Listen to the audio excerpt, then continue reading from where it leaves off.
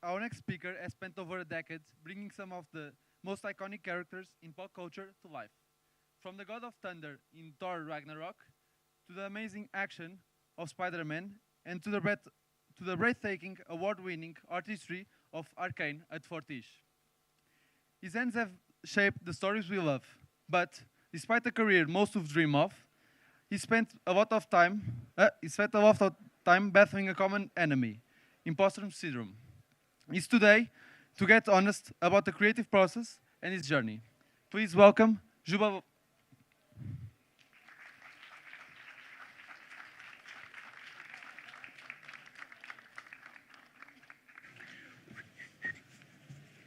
Bom dia, todo mundo. Deixa eu botar minhas notas aqui. Bom, eu vou começar em português, que só para me introduzir. Meu nome é Juba, eu sou brasileiro de São Paulo. Estou trabalhando nessa indústria faz 11 anos e agora estou trabalhando na Fortiche, mas eu vim aqui hoje para conversar sobre essa síndrome de impostor, como é que me afetou na minha carreira e, no final das contas, como é que eu meio que lidei com isso e aprendi nesse processo. Eu vou trocar para o inglês, espero que seja mais fácil de entender até. My name is Juba.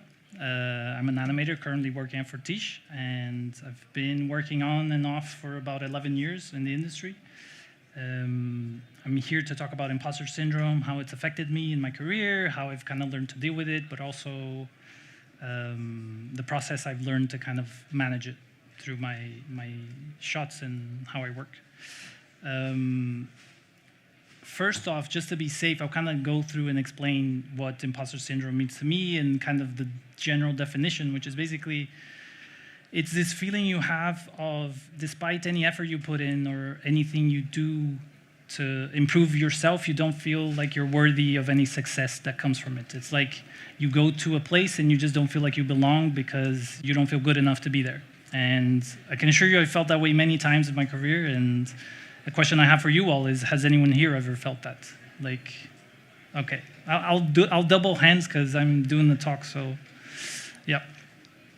It's something that I've struggled with since the beginning, and that's kind of the point of what I'm gonna say. A little disclaimer is, it's all coming from my perspective, right? It's coming from all these examples I've had in my career, and it's really like a personal observation I've had and conclusions that I've kind of come up with through conversations with my colleagues, through myself, and if you take away anything from that, I'd be happy, but if all I hope for is that you can relate to anything I say here. I will just start a bit at the end of where I've worked. I've worked on a few different companies.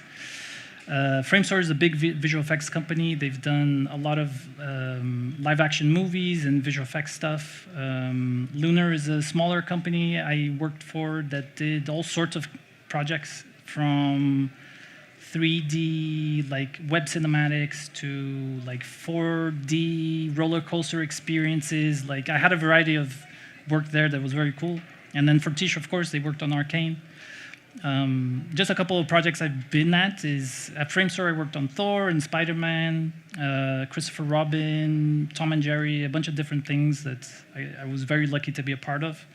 And at Fortiche, mostly Arcane and some other projects here and there that can come out. And it's been a really nice journey. I met a lot of amazing people, but throughout that, I mean, it was a bit hard in the sense of this imposter syndrome kind of like creeping in. I'll show you next a reel that I've done with a bit of work from everywhere, just so you get an idea of where I've come from, where I am now, and we can check.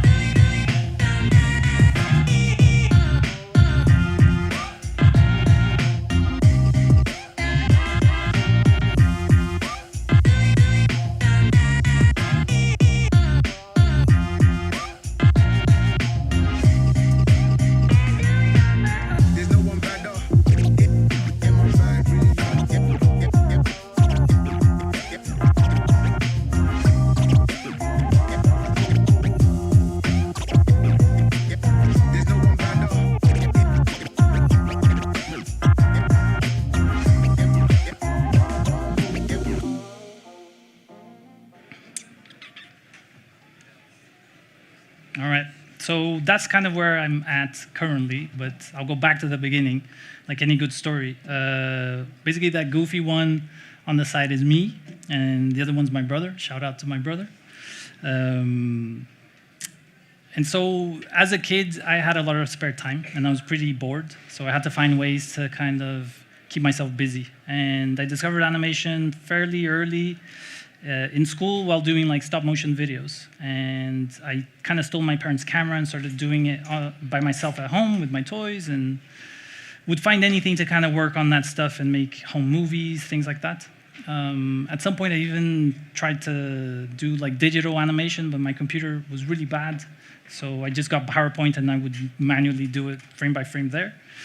So I really had this love for animation, but as I was growing up, like things get in the way, you kind of forget about that a little bit. And I also really love video games. So when it came time to pick a university, I saw that there was a course in video game design in São Paulo, and I kind of decided to jump in hopes that eventually I'd work in game animation. What I didn't know is that in that school, it was really more focused on the development side of game dev, in the sense of you really do the design aspect, the level design, things like that, and a bit of programming. So I didn't really get a chance to animate, and it was a shame because it kind of, I mean, not a shame. It was a good thing in the end because it kind of pushed me in this direction of 3D animation. I had a friend who had gone to Vancouver Film School, and he told me about a program he did, and it seemed really cool. I researched a bit, and after I finished that course in Brazil, I decided to go and give it a chance in hopes of getting into 3D animation. I ended up going to Vancouver Film School. They had this one-year course, and you'll see a bunch of the different exercises I did there. You saw where I went in the demo reel, and this is kind of where I started. It's a lot of rough animation stuff, but you get the idea. It was a one-year course where we did a little bit of everything. We learned from modeling to lighting to animation, and at some point in the beginning, you would kind of choose a specialization. Of course, I went to animation. It was my goal from the beginning. It's something I really wanted. And that feeling of the imposter syndrome kind of started at this point, in the sense of I started working on these exercises where I needed to show to the teachers. And I would do a version, and a little voice would kind of start popping up in my head saying like, Juba, I don't know, this isn't really good enough, so maybe do more. And in the beginning, that was positive because I had so much I needed to grow that it pushed me to keep going. And so by the time I had to like show an exercise, I would do 4 or 5 versions more than what I needed to, just to push myself a bit further. I would be slightly comparing myself to my colleagues and people at school to see how I was doing, and I always didn't feel good enough. But the thing is, this character started kind of showing up in my head, and I'll kind of explain that it's, for those who don't know, this is Wormtongue. He's a character in Lord of the Rings. He's basically this guy who shows up in the king's ear and slowly poisons him with sweet words and corrupts him into this place of like, I don't know, paralyzation. Like he can't make any choice because his voice just keeps whispering these sweet words. My imposter syndrome kind of became a little Wormtongue in my head. And what happened is after school, basically I graduated. I made this short film in my graduation. And my hopes was in school to finish and get a job right away.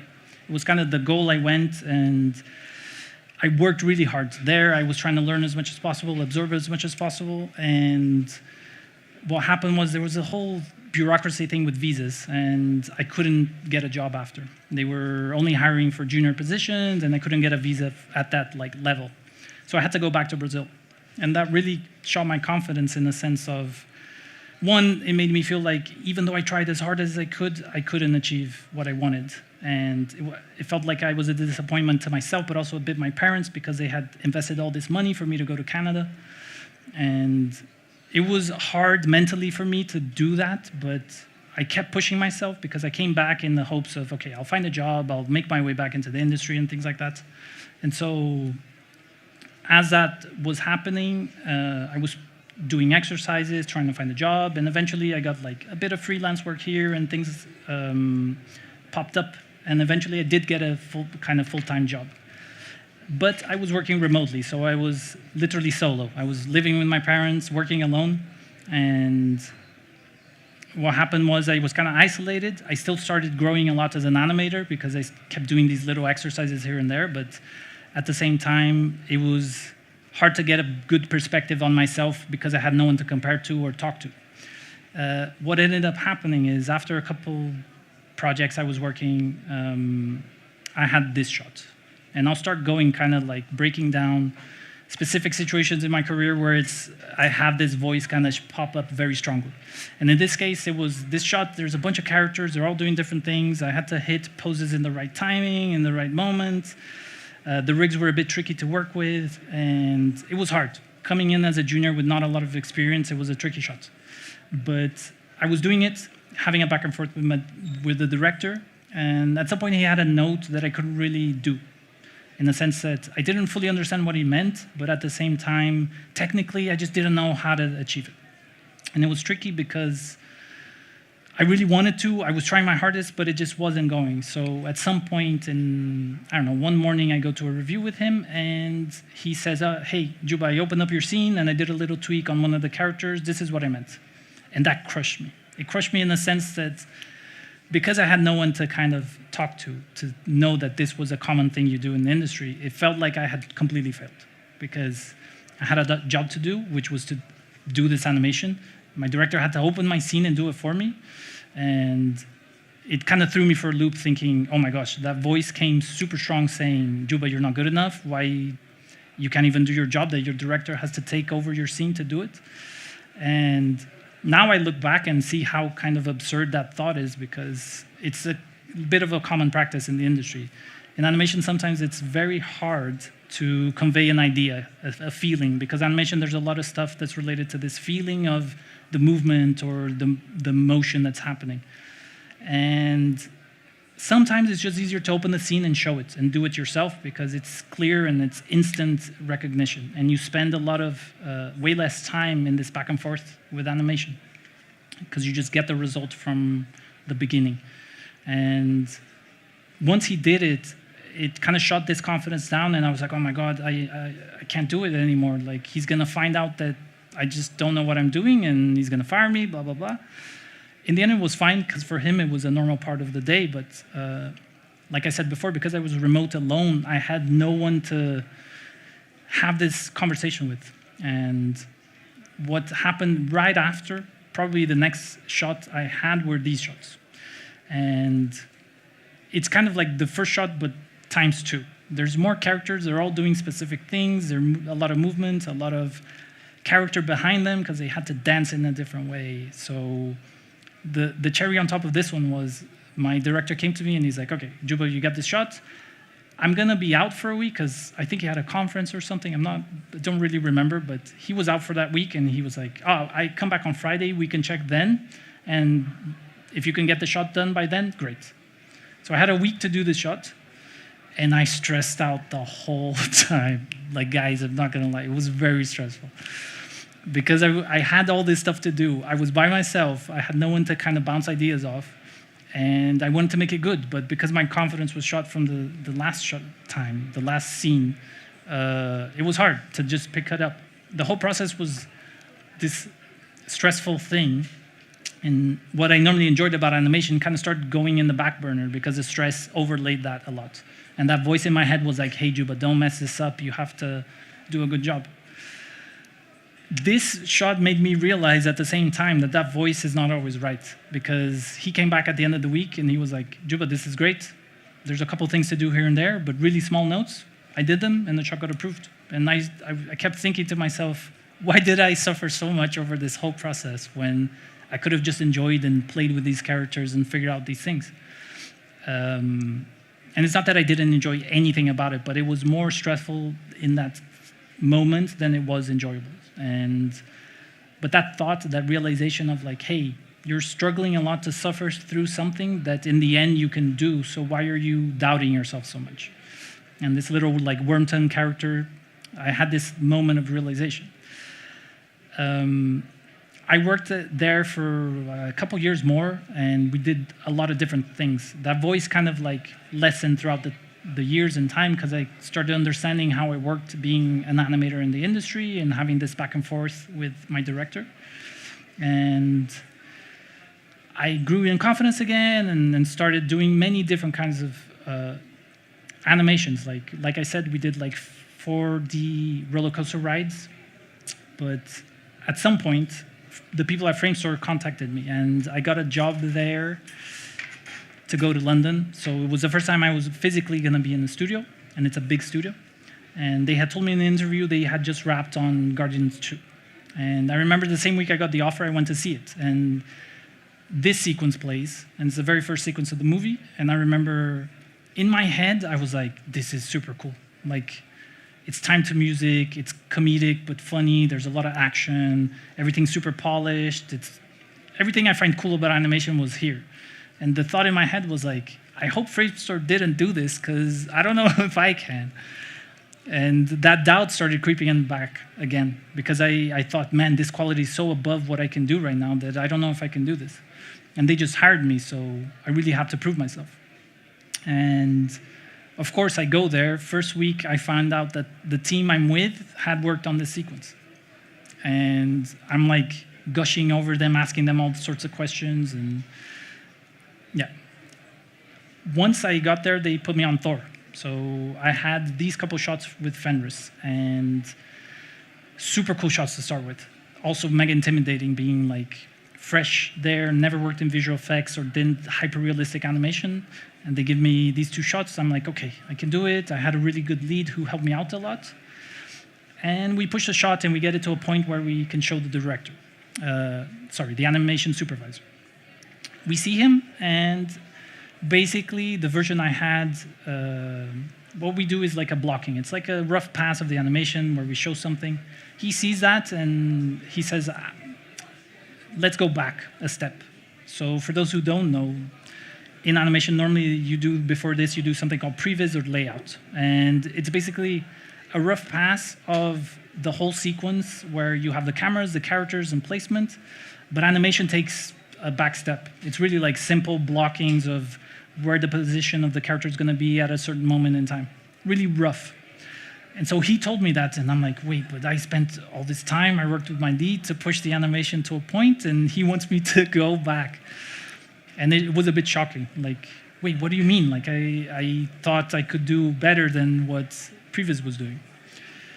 What made me realize at that point is, instead of letting that shaken confidence come in, I talked to a lot of people around and my colleagues. And it seemed like for this project, it was common for the director to give that note because the director and the client had a specific idea in mind. They had a vision that they wanted to see through. And what made me kind of detach a bit from that was knowing that it wasn't personal. It was really like they had a vision that I had to complete. And it helped me break that aside more and not realize that anything that they give me as notes doesn't really have to do with my ability or myself. It has to do with me kind of interpreting that to their vision. It's making their vision a reality. And once I realized that everyone was going through the same, I was like, I'm not alone on this boat. So it helped me like calm down that imposter voice telling me I didn't belong because I couldn't do the shot. Actually, I could. It's just I had to do it specifically in this way, if that makes any sense. I worked there for a long time after, worked on stuff like Spider-Man and Christopher Robin and Lady and the Tramp, things like that. And I grew a lot from that experience, meeting so many amazing artists and having these sort of like same moments of doubt, but at the same time, understanding that I'm not the only one who goes through this by talking with my colleagues. But eventually I got this offer for Fortiche. And at that point, season 1 hadn't come out, but in the interview, my supervisor showed me a lot of stuff they did. I remember him asking the question, can you do this? Like, are you capable of doing this kind of animation? And of course, my first thought was like, I have no idea, man. Like, I don't know. I've been doing all this like hyper-realistic stuff, and Arcane had such a unique, specific style. And I remember telling him like, I really want to, and if you can help me, I think I can get there. And at least I kind of changed that voice in my head saying, no, you can't, Juba, to, I think I could if I get some time and like patience. it was all good in the beginning. I like really flourished at Fortiche. I grew a lot. I learned so much, and they had this specific process that was super cool, and it was all good. It's not that it wasn't until this point, but there was a couple very challenging shots, and the shots were in, and I won't spoil anything, but the basic idea is episode 4 of season 2, you have these two characters, Kate and Maddie, and they're having a very intimate, subtle moment with each other. It's very like hard in an acting sense because there's a lot of subtext, there's a lot of physical contact, which in 3D can get very complicated quickly. And the caveat on top of this was, with my team, we were trying out a different workflow. We were trying out a different way of working, but at the same time, because this was like a solid sequence of two characters kind of interacting with each other, normally I tend to shoot my own reference. Like I shoot myself doing the action of the shot so I can get a feel for the mood, the motion, and then I use that as a base to like plan out my animation. In this case, we took 2 of our team members to shoot the whole thing. So because of those 2 things, which one was a workflow change and 2, this reference, it kind of threw me off in the sense of I wasn't as efficient in this new workflow, which happens. I've been kind of like mastering this specific way of working over the years, and then I suddenly change, I won't be as fast. And I started falling behind. And the first feeling I had was, oh my gosh, I'm letting my team down because we have to show this to the director, but I'm not making the deadlines. Like and that started stressing me out. At the same time, technically, these shots were a bit complicated with getting the right intention. Like the subtext here was about having this moment between them. It was supposed to be sweet and tender, but at the same time comforting. And I was getting there, but it was taking me a long time. And that stress started building up in my head, and that voice became stronger and stronger again, saying like, what are you doing here? Like finally, they're gonna find you out. You're gonna get kicked off the project. And I knew at that point, like, it was a bit absurd for the voice to be saying that, but it still affected me, and I started struggling a lot with these shots and that sequence. What helped me through it a lot was the fact that I took some time to talk with my lead, and I was like, hey dude, I'm struggling. Like I'm struggling and I'm stressed out about hitting the deadline. I'm struggling with feeling like I'm leaving the team behind because they're having to wait for me, and it's pushing everything, and it's building a lot of like pressure on me.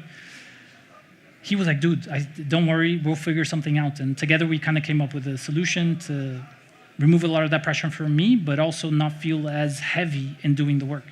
And the moment I did that, man, the shots started flowing way better. I started pushing this stuff, and in the end, I'm pretty happy with how they turned out. And the fact that I was able to communicate a lot with my lead and my team helped me go through this like doubt and voice that kept affecting me a lot. And after that, I kept working on season 2, and we worked on a lot of different sequences, many challenging stuff. Like you saw in the reel, I worked on a lot of Warwick shots, which were super cool and very challenging. And I had learned, the thing with this shot that I think changed a lot of how my brain works, I made a different connection somehow at the end of this experience, was basically that I had this moment where I start a shot and I'm pretty optimistic. I'm pretty like high energy, I can do this, let's go, and it climbs up. And then I hit this deep valley of doubt of like, I don't know if this is gonna work. I don't know if I can manage to push it to where I need it to be. And I would always hit this valley on the bottom. But at the same time, I would always get back up, and I would always get the shot to where they need to be. And I kept thinking after this, like, why am I going through this valley every single time? I know I can get here, and I'm just not enjoying this middle process, so why? And that questioning made me realize that actually all this that I've built up in the past years of confidence in my work and that I'm able to do, let me have confidence in myself to know that even if it looks bad or it feels like I'm not doing a good enough job, I can trust myself into making it happen. And if that fails, I can trust the people around me to help me see that I can make it happen. Because in moments where I'm struggling with something, I know I can rely on my colleagues. I know I can rely on my lead or my supervisor. And that helps take so much pressure off me to just enjoy the work and do the best I can to make the shot as cool as I can. What happened after this is basically, I'll give you a breakdown of how it goes in my head. And I'm going to over dramatize for the effect. But basically, I would start confident, full of energy. Start working, things are flowing, everything's good. And then boom, I get feedback. Things don't work as well, everything's not as nice, less flow, less confidence. But it's okay, I can keep going. I get the first pass approved. In my eyes, barely. But my initial reaction of that shot is like, okay, I can do this, it's okay. But wait, no, actually, it's bad. It's really bad. What have I done? Oh gosh, this is terrible. I'm making it worse. No, why?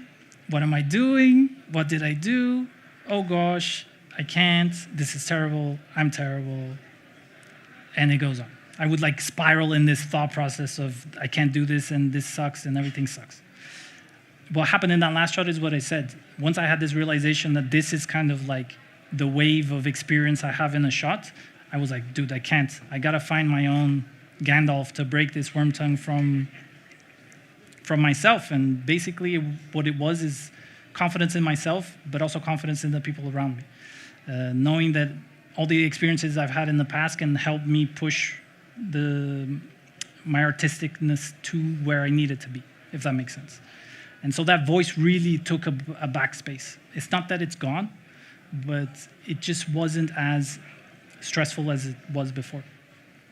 What happened after this was basically, I finished Arcane Season 2. We were working on a couple different projects here and there. And my supervisor came to me and asked me to be a lead on the latest project we worked on. And my first reaction, of course, was like, no, I can't.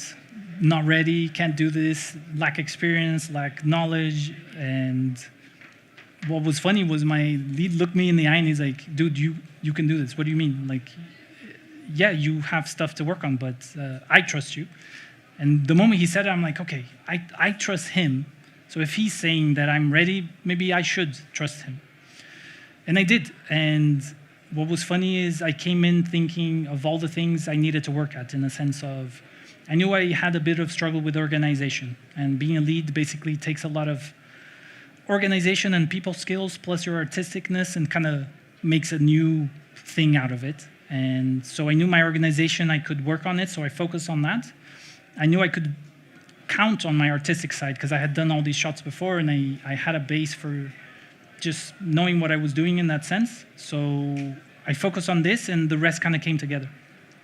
And of course, with the help of the other leads at the studio, my supervisor, they managed to give me a lot of tips and things to help me like realize that I could do it. And any doubts that I had, it's also okay, because no one knows what they're doing really, and it's okay for you not to as well. In the end, the experience was super great. I really enjoyed it. The fact that I had a really great team, that we could communicate and make something together, but at the same time, having more of a voice in the direction it takes is super, for me, it like triggers my brain in a positive way, because I love telling stories. So having more of a say in that sense was really, really special to me. And I was really happy that my supervisor saw that potential in me and gave me that chance. Before I go, which is basically, this is one of my favorite TV shows, which is Adventure Time. If you haven't seen it, highly recommend. But there's a character called Jake the dog, and he just says that sucking at something is basically the first step at being sort of good at something. And it's the feeling I had when I first started animating, and I think it's normal for everyone to go through. And that's my talk. I hope it was in some way relatable, that it makes sense to some of you. And yeah, thank you so much for being here and taking the time.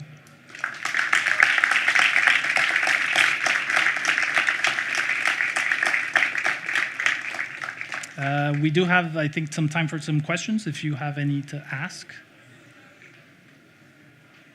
And I can answer anything.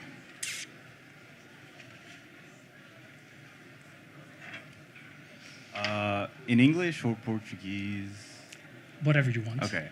So my question was, with all of this, all your experience with imposter syndrome, if you went back to your first job, the first few times that you had this voice, this worm tongue in Yeah. your head. What would you have done differently, do you think? Yeah, I don't. It's hard to answer just because, of course, the realization of things happens slowly, right? So once that happened, it changed how I think. But the only reason I was able to change how I think was because I grew in confidence and skill. So maybe if I went back and just said, "Hey, don't stress over this because you'll get it well," I don't know if I would know and believe it, if that makes sense. Because at the time, I didn't have the confidence. So I would try to say that, yeah. I meant more as in like, not you go back in time to tell yourself advice, more as if you found yourself in the same position. Because what I took away from what you told us was that basically what helps you get through it is talking with your supervisor, talking with your colleagues and all that. So, for example, in the first experience that you had with the, I don't know what was the name of the first studio you... Lunar Animation. Lunar Animation. Would you have like talked to some of your colleagues, like sent an email to your supervisor who was on a conference or something? Yeah, probably. I think I would have been more open in that sense because at the same time I could have trusted him to support me in that way. It's just... because that specific situation, I was a bit more isolated, and early on in my career, I didn't feel like I had that space. But of course, I think that would have helped a lot. Thank you. Yeah, no, thank you.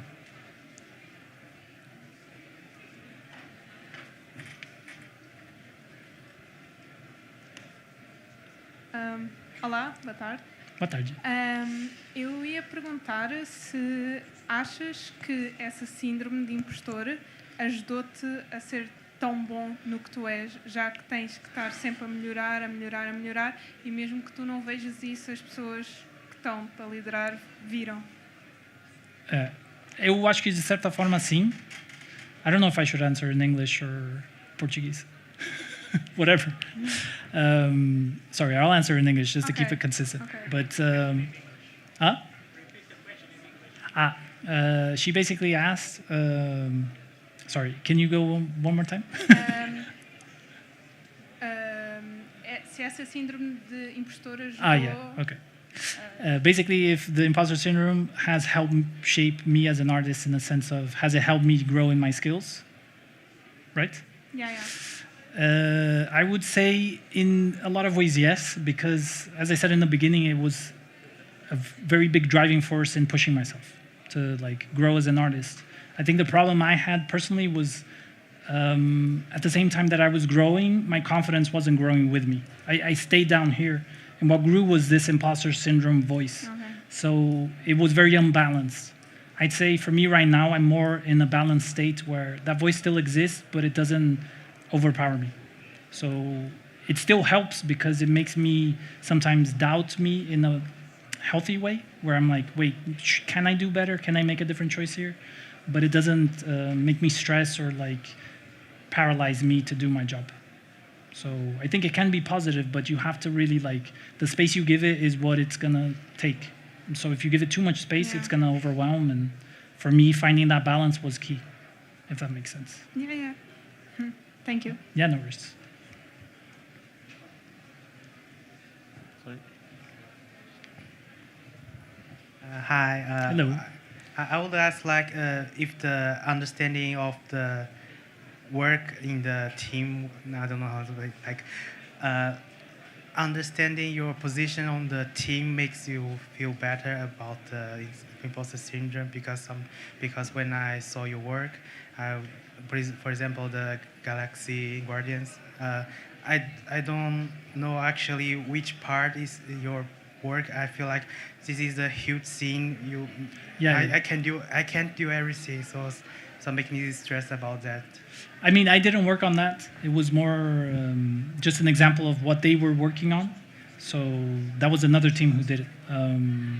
But you were asking my place in my team of like what I have to do, how that plays out in this imposter syndrome like situation. Is that what you mean? kind of like understanding like I don't need to be like top tier Yeah. because I'm just a part of team. Other people could help me. Yeah. Is that, yeah. It makes, yeah, I see what you mean. I think it depends on where you work. So at Framestore, because it's such a bigger studio in the sense of scale, I had less of an impact on the day-to-day. Like, if I was very behind on a shot, the whole show isn't stopping because of me. When I think in a studio like Lunar, where we were very few, of course my impact is greater because there's less people, so anything I do has an impact on any of the other departments. And same at Fortiche. I think we're smaller in general, so each sequence has a big impact. Being a little cog in a big machine helps reduce that pressure because of that.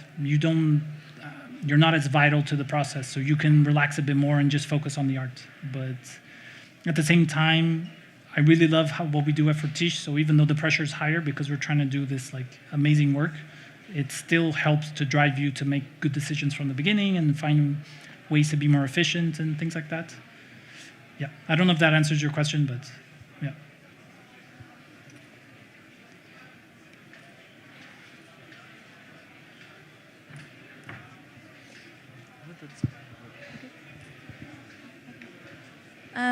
Hi, sorry. Hello. I was wondering if you had to get into the animation industry right now, like at this day and age, what would be like tips and tricks you would give yourself or us? Ooh, that's a good one. I think now it's way harder than before in the sense of there's a lot of people going in, but let me think. I think for me, at least, what draws my eye when I see a new animator is always this sense of they put themselves in their work. Anything you do that you can show that personality strike through makes you like, it sets yourself apart a lot, because what I see a lot in student reels and things like that is kind of like the copy-paste same thing, in the sense of they always have an acting shot with a bit of comedy, or it's a very serious drama thing, but I don't see themselves in those shots. I think a lot of people, personally, I think, and some of the people I know in the industry, they tend to gravitate more towards this personal side of the animator. And personally, when you do that, you tend to put yourself more, so the work tends to be better because it's more personal. So I would suggest, if anything, like focus on that. Focus on finding your voice as an animator, on the things you like and enjoy, and kind of focus on that. Yeah.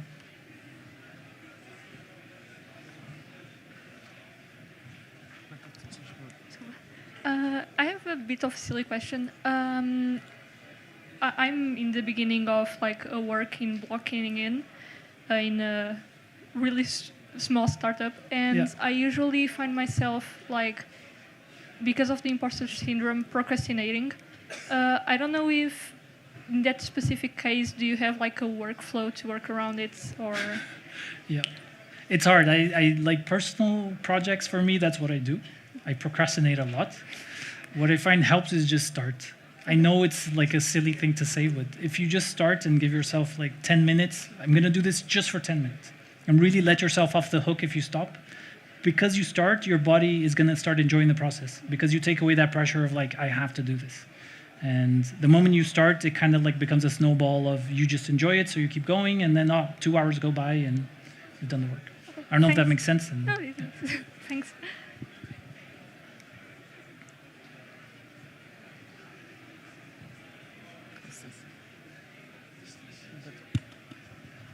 Hi. Hello. Oh, sorry. You've mentioned that you work in several studios, and I wanted to ask you, what's the way that you changed the mental and physical load of going from one to another, and when you finish a project, how do you choose, like, if you stay there or if you go, and like how that process works with you and with other people? Yeah. I mean, I can only speak from my experience.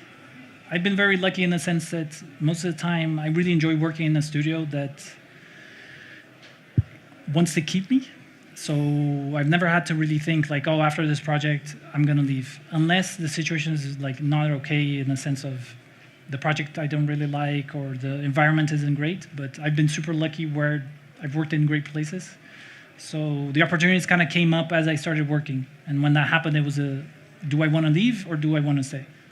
And most of the time, I chose to leave because they were opportunities that I saw myself growing more or learning more or just having a different life experience. So from Lunar to Framestore, it was an easy decision in the sense that I would work with people, which I hadn't for like 2 or 3 years. And I would get to move to a different country, have all these experiences. So at the same time, it was intimidating. It was also very exciting. And it was the same for Fortiche. Like, I had been at Framestore for, I think, 3 years. And I was looking for something different. And Fortiche came up and was like, hey, Arcane, do you want? I'm like, yes. So it was a pretty easy decision to jump ship and go work there. But the imposter syndrome aspect was really like, oh my gosh, I gotta go and prove myself again and do this work. But I don't know, the feeling I had with Fortiche was positive because of the interview. I knew the supervisor was a super nice guy, so I could kind of like, the pressure wasn't as big in that sense because I knew I could get his support if I needed. I think at Framestore was more intimidating because it was very more separate. It was less personal, if that makes sense, because it was a bigger company, there was more processes and bureaucracy, where Fortiche felt more small and like cozy. I don't know if that answers the question. But Yeah, it did. Thank you. yeah, no worries. Hi. Fate really works in mysterious ways because my father kind of made a segue to my question. Okay. Her was a bit like your perspective working on the different studios. I'll go even further and ask you, how do you deal? Because I could say total gibberish though. Correct me if I'm wrong. No worries. But I feel like every studio has kind of like a personal art style. You know, when you think of a Pixar movie, you think of a certain way. When you think of DreamWorks, it's the same way. When you look like a Fortiche work, you picture it in exactly. Yeah. So how do you balance your own artistic sense? This in the face of like what the studio wants or what the project demands? That's basically my question. I think it's hard. I think depending on the project, it can be very difficult to adapt. I know a lot of people struggle from VFX to like feature film, where let's say like a Pixar versus a Framestore. It's very different styles and how you think and how you animate. But I feel like if you're an animator who kind of wants to learn that process, you can adapt.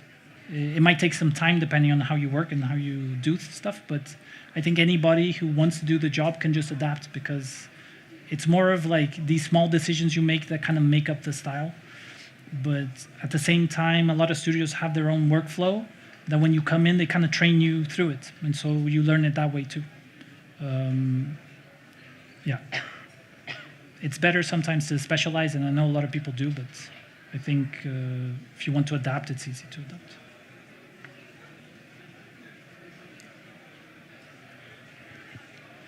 My question kind of goes from that a little bit, because what you said when you started working at Fortiche for Arcane, you had a little period where the whole overthinking was kind of getting in a way of like, oh, okay, this is a new style, this is very specific. We all know Arcane has a very specific and new style, and so my question was really the transition between your other studios and specifically Fortiche. How was it, like the whole process?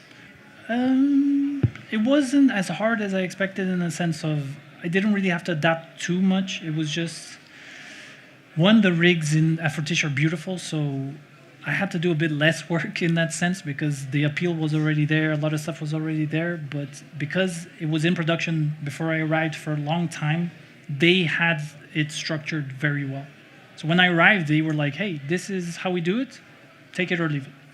And because I worked similar, I was just like, okay, so I just have to do this and maybe change a few things here and there, but it was pretty easy because it fits into what I like to do already, which was basically you shoot your reference, you analyze it, you think about the character motivations in the scene, and then work stuff around it.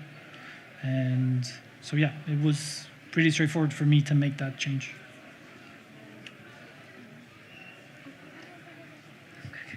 Hello. So, Hello. I wanted to know, as someone who struggles with confidence and imposter syndrome, how it was in the beginning when you were applying to jobs. How was the process? How did you deal with possible rejection? And if so, what would you recommend for people that are starting out today? Yeah, okay, let me think. I mean, it was hard. It's always nerve-wracking because you're putting yourself out there and it's literally people judging your work and saying if it's good enough or not. But I wouldn't take it personally in that sense nowadays because I know they're looking for a specific style or person. So a lot of times, depending on the company, they would give you some feedback with the rejection. They would say, hey, this isn't what we're looking for. If you want to work here, do more of this style. So at least you take away something and you can work on it on your side. And for me, the hard part was, coming back to Brazil was hard because even there, I wasn't getting jobs right away. And the jobs that were getting offered wasn't really in animation. It was more like 3D generalists, which I didn't want to go to.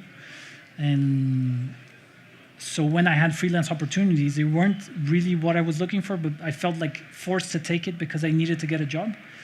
And it was okay because I learned a lot, but it was still a process to kind of learn and keep working on my reel on the off time and keep pushing myself to get to a point where a company could see it and be like, oh, this is cool. We'd like to work with you. So I would say take that feedback from any rejection you do get, and if you get a job, you get a job, and just keep working on your stuff in the meantime. Yeah. Thank you. Yeah, no worries. Thank you.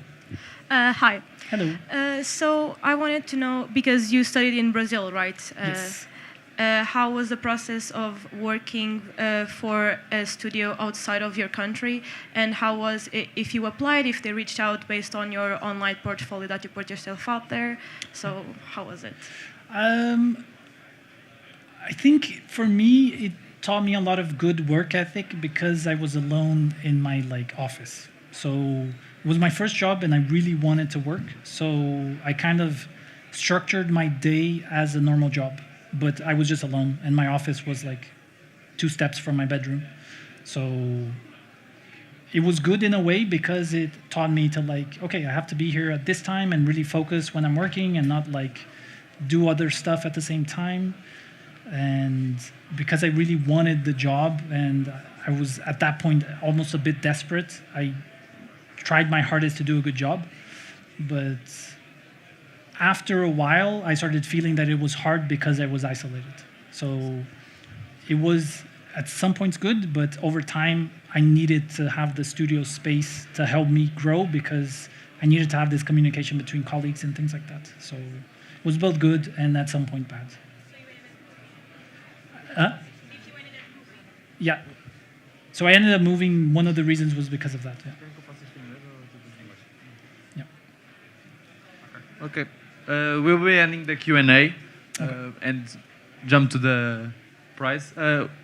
After this, there will be Kimmer presenting, and only then we can have both Juba and him at the Connect stage for more Q&As. Okay. Thank you so much, everyone.